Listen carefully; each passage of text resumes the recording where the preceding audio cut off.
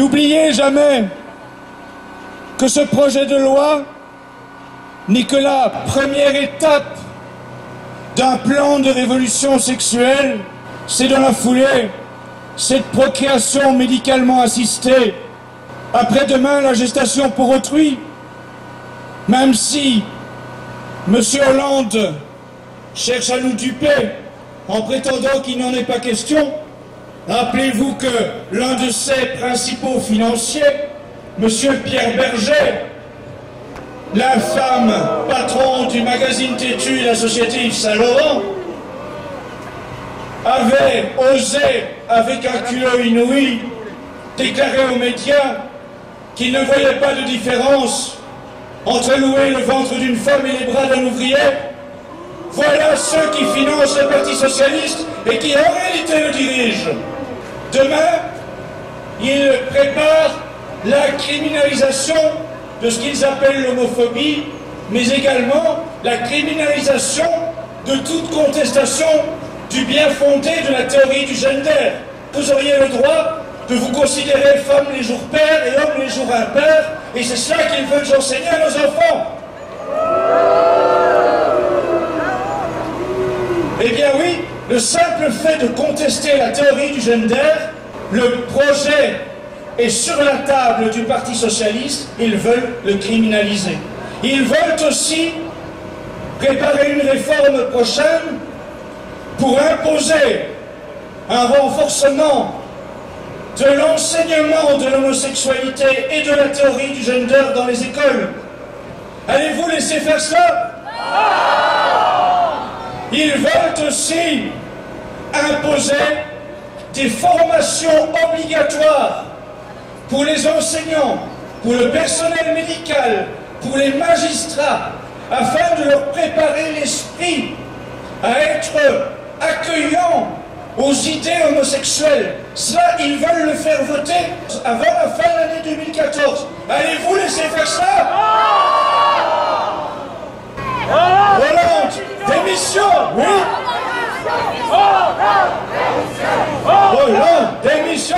Hollande, démission. Hollande, démission. Hollande, démission. Hollande, démission. Hollande, démission. Hollande, démission. Hollande, démission. Ce qui nous prépare, c'est une défiguration de la famille. C'est un renversement de la société. C'est la subversion. La révolution, aujourd'hui, elle est dans ces assemblées. La révolution, aujourd'hui, elle siège à l'Élysée, elle siège à Matignon, elle siège à l'Assemblée nationale, elle siège au Sénat. Et nous sommes quoi? Nous sommes la contre-révolution, le contraire de la révolution. Nous sommes la contre-révolution qui doit mener un combat sans faille, un combat déterminé contre ce projet révolutionnaire et contre tous ces révolutionnaires qui occupent l'ensemble des institutions.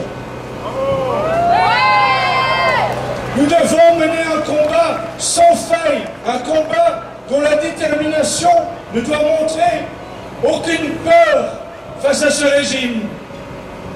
Nous allons, une fois de plus, prier.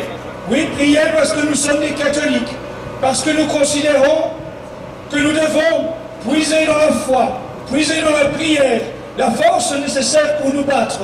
Mais il s'agit bien de cela. Il s'agit de nous battre. Il s'agit de nous préparer à un combat sans faille.